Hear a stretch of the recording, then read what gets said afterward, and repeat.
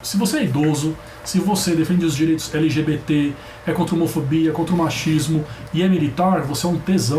10 dias perdidos de Sunheart conosco, um quadrinho que a gente não vê ninguém conversando. É um quadrinho que está em lançamento desde 2018, certo? E se você não conhece Sunheart, você está perdendo muita coisa. Sunheart é o ilustrador de Atômica, que já virou filme, né? O título original Atomic Blonde. Filme com a Charlize Theron, dirigido pelos mesmos diretores de John Wick.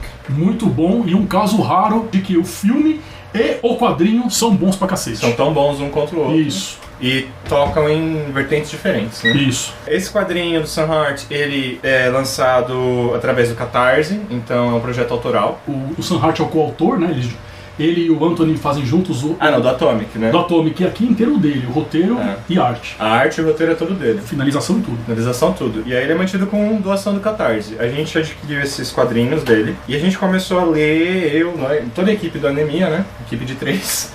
E a gente achou muito interessante, a gente começou a se apaixonar pela história. Primeiro, eles vão ser 8 volumes, ele tá no 3º agora. Vai ter a campanha pro Catarse agora. O 4º já tá rolando. E aí o Catarse vai englobar os outros 4, não é? Isso, são várias recompensas. Você consegue pegar só o volume 4, você pode pegar o 4 e o 3, o 1, o 2, o 3 e o 4. São várias recompensas. E o Sunheart, ele é muito acessível. Então, você encontra ele nas redes sociais, no Instagram, no Ele vai em Facebook, eventos também. Esteve com a gente, né? Nós estivemos com ele, é melhor, né? Nós estivemos com ele, encontramos com ele no Pop Arts, que aconteceu na semana retrasada, né? Bom, o que seria 10 dias? 10 dias em si, ele é sobre tempo, basicamente. 10 dias perdidos. 10 dias perdidos. Ele é sobre tempo e estagnação. Vamos começar discutindo o tempo, né, Sr. Leandro? O ser humano, ele cria várias maneiras de mensurar o tempo, seja segundos, horas, meses, décadas. Isso são instrumentos artificiais que a gente cria, observando a natureza. Então, através da translação, da rotação da Terra, a gente decide o que é um dia. Mas se a gente mudar o nosso conceito de dia e noite, não vai significar que a Terra vai girar de outra maneira. Ela se mantém no padrão dela, é física da astronomia. Então, não importa os cálculos que a gente faça, ou os conceitos que a gente queira incutir nisso, a natureza é a pedra fundamental e a natureza é a definidora desses eventos. Mas o que aconteceria num universo no qual fosse o contrário? Se a gente calculasse diferente os segundos, a natureza responderia igual, o mundo responderia igual. Essa é a ideia de 10 dias perdidos do Sunheart. De fato, houve aquela mudança do calendário juliano para o calendário gregoriano, quando ocorreu esse lapso, né? Qual que é a palavra que você usou?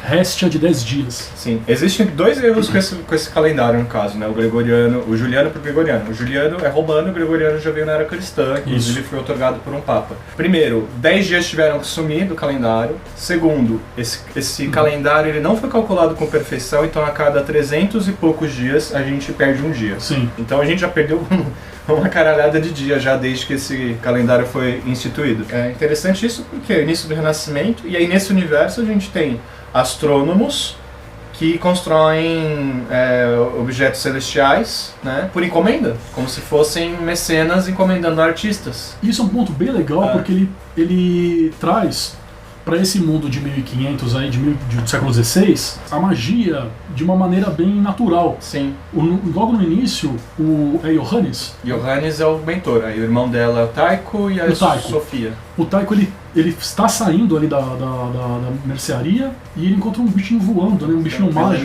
Um elemental que tromba. Isso, que causa até um estranhamento na gente. E enquanto que ele tem esse encontro, lá na Uraniborg, é um observatório, uma residência observatório.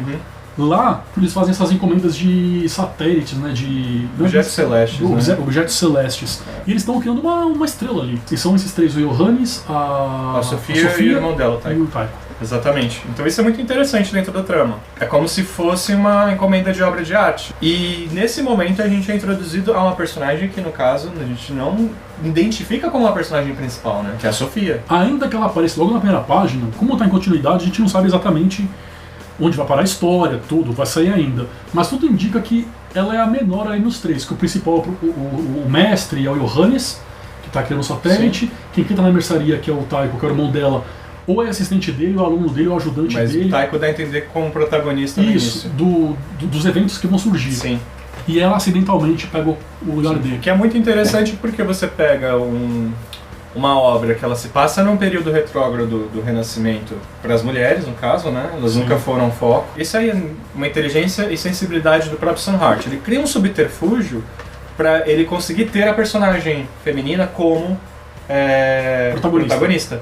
Porque a própria história diz, era para ser seu irmão, mas por um acaso você acabou entrando nessa trama, então você vai com ela até o fim. Nesse sentido, me lembra, mas assim, entendo como lembrar Senhor dos Anéis, no sentido de que, lembrando o Frodo, acidentalmente cai a situação de ele ter que levar o anel para Mordor, né?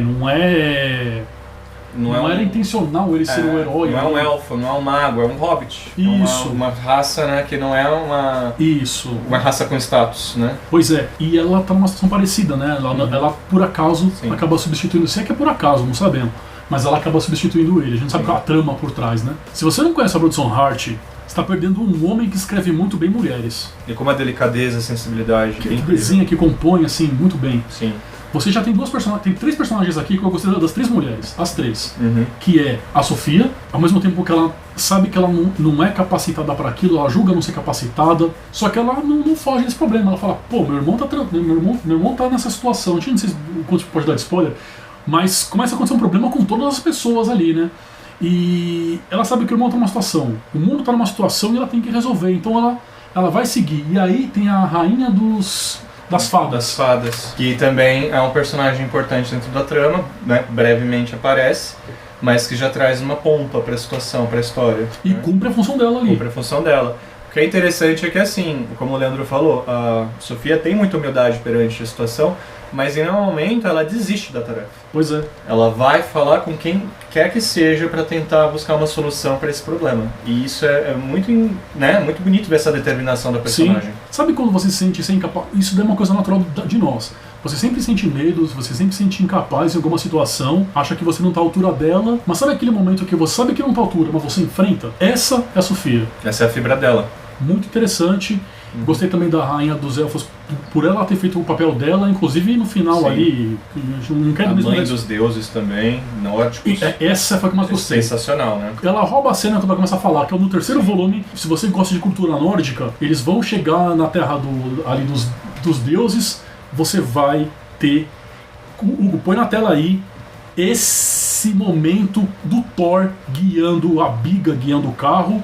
Com bodes de carro. Nossa, né? Essa arte aí, esse é o Sam Hart. É, uma coisa do que você falou da mãe dos deuses, né? O que é muito interessante é que a Sofia está sendo destratada pelos deuses homens, eles não querem ouvi-la, e Sam Hart vai lá e pega uma mulher para defender ela do meio dos deuses. Uhum. Então isso é muito importante. Ele em nenhum momento põe um homem para ser o advogado dela, ele coloca uma mulher. Então são pequenos detalhezinhos que enriquecem a trama e a construção dos personagens. Outra coisa interessante é como os deuses aparecem, né? Porque é tudo de uma maneira muito casual, né? Como é um mundo onde a magia ela é reconhecida, ela não é algo tão místico quanto no nosso. É como aquele lance da magia e a tecnologia indiscernível, né? É. Então, sei lá, ela vai e encontra os deuses nórdicos numa casa, sabe? Uhum. Tem elementais andando na rua, é um estilo quase do Neil Gaiman, de tratar entidades, né, místicas. Eles estão ali e eles caminham e respiram o mesmo ar que você, e não estão em outro plano superior ou em outra... Pois é, mas olha que interessante, como que ainda assim ele tem a naturalidade do Neil Gaiman, mas ele insere conceitos novos, porque no caso do Neil Gaiman, todos os seres ali são superiores, tem esferas diferentes, tem os perpétuos, tem os deuses, eles aparecem pra gente na rua. Interagem. Deuses americanos também, verdade. Eles aparecem com a gente na rua. No entanto, causa estranhamento quando você tromba um deus em Neil Gaiman. Aqui, de fato, você tá andando na rua. É casual, é natural. E vai seguindo até a casa do Thor e vai chegar lá. É muito acessível as entidades, né? Elas são ainda mais próximas do que você encontraria na Ilha da Odisseia. Dos deuses que ocupam o Olimpo e que depois descem. Não, aqui os deuses, eles... ocupam a Terra. Você consegue chegar lá por um caminho. A arte dele é incrível, né? Preto e branco. Jesus Cristo. Ele cria, com luz ele cria formas, né? É uma coisa lindíssima de ver. A vontade que a gente tem, assim, eu tenho vontade de mostrar, o primeiro volume é extraordinário. Vamos só mostrar, esse aqui é o primeiro quadro do primeiro volume. A gente vê uma luz na região aqui do rosto da Sofia, da personagem. Depois, olha essa sequência. Uma explosão que a luz ela vem da explosão para iluminar eles. A silhueta de trás está escura. E aí, o início inteiro do quadrinho é esse jogo que, ó, dois homens conversam aqui em cima e vocês vão conseguir ver que tá tudo iluminado, né? A gente consegue ver a silhueta deles. O sol vem lá de fora. O sol vindo lá de fora, a silhueta que tá por trás do sol, contra a luz, ela tá escura. E daqui tá o sol. E quando a porta se abre, a gente vê a luz que vem de fora iluminando o personagem. Perdão, agora apareceu a luz que vem de fora aqui dessa porta, pra onde, quando ele tá se movimentando pra sair. Qual é o nome dele mesmo, Diogo? O irmão dela, o Taiko. A luz vindo pro rosto dele e a parte de trás aqui ia sendo iluminada. Então a luz, ela é sempre presente, ela é sempre trabalhada com o Sam Hart. Ele não tá fazendo um quadrinho por encomenda pra entregar numa semana, fazendo, sei lá, pra Marvel correndo. Ele tá pensando o tempo inteiro, quadro a quadro, por onde tá vendo a iluminação, a expressão do personagem, N coisas. Esse cara é muito caprichado. Olha esse quadro aberto aqui do Thor cavalgando, é muito lindo também. Com a carroça de bodes dele.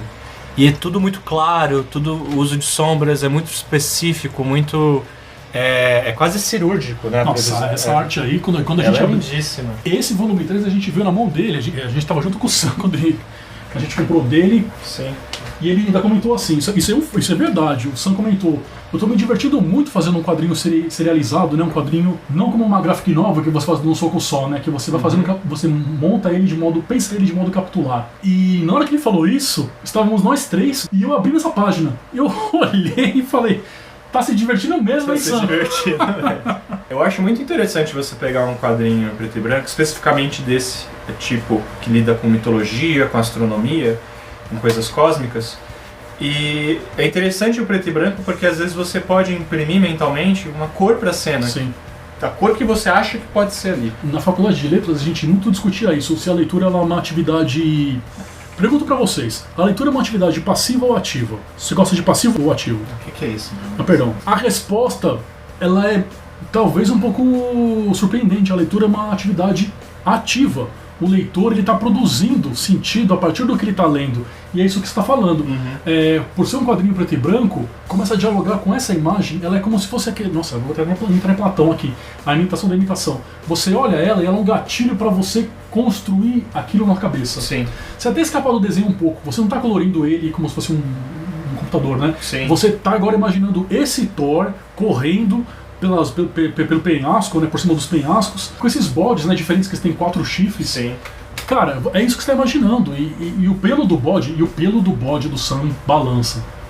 Tem textura as coisas, né? Nossa, é extraordinário. Então, o Sam Hart, ele é um dos desenhistas, quadrinistas hoje que a impressão que eu tenho às vezes é que ele é um artista que não está descoberto, que ele não tem a cobertura que ele merece ter. Porque essa obra aqui, ela... Assim, eu vou fazer inteira. Não, desde a Atômica, né? Pelo amor de Deus. Não, Atômica é ouro. Até antes. Cara, eu acho que ele tá no auge dele aqui. É uma história que vale a pena ter. Sim.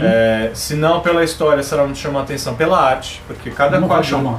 Vai chamar, porque é muito boa. Mas dá vontade de pegar cada página do quadrinho e transformar numa tela. Sim. Você imprimir ou só botar a moldura e arrancar e botar a moldura. E é muita qualidade quando você constrói uma história em cima de um fato, uma história de ficção, de fantasia, em cima de um fato histórico, né? Sim. Então ele está explorando isso. O quadrinho, ele vale por vários motivos, pela arte, pelo enredo, pela essa postura diante das mulheres. Ele vale também, e aí você pode falar melhor que eu, sempre vem algumas... Qual que é o nome disso aqui? Sketch. Rascunhos, né? Rascunhos do roteiro, dos desenhos. Então, galera, eu nem sei se está aparecendo aí direito, mas veio um pós-fácil de cada volume com uma pessoa convidada para falar sobre a obra. Cada um desses pós-fácios, eles funcionam como um digestivo da história, do capítulo. Eles são, na verdade, leituras, eu diria que obrigatórias, após cada capítulo. Sim. Porque eles dialogam com o capítulo, eles trazem uma certa finalização para aquele arco que você acabou de fechar, da historinha, e informações que te fazem refletir sobre o que você acabou de ler. Então, por exemplo, o Rafael ele fala muito disso no pós-fácil dele, que a luta da Sofia ela não é contra a destruição do universo, porque a gente sabe, né, Em astronomia, a destruição gera mais criação, né? Sim, A luta dela é contra a estagnação do universo. pois então, é. O congelamento, o parar. congelamento, porque o parar realmente é a morte. Cada um desses pós-fácios, eles carregam um tipo de mensagem interessante que te faz colocar a história em uma outra perspectiva. A história que você acabou de ler. Então, vamos lá. Eu acho que a campanha começa... Já começou a campanha? Já começou, lá tem mais uns. Acho que tá no. Não sei quando que vai pro ar, né? Depende do Hugo. E o Hugo ele quer enrolando bastante, não tem? Tem mais 2 semanas pelo menos. Pra vocês fazerem aí. Acho que agora tá no 18, 17. Então vai ter mais uns 10. Vai ter uns 10 dias, eu acho. Vai ter uns 10 dias, né? Que não vão ser perdidos. Então Não. é isso. Então vão ser perdidos se você não apoiar. Exato. Tchau. Puta, a gente podia fazer assim, né? Eu já sei uma maneira de terminar. E a Anemia Cerebral se despede. Beijinho, beijinho, pau, pau.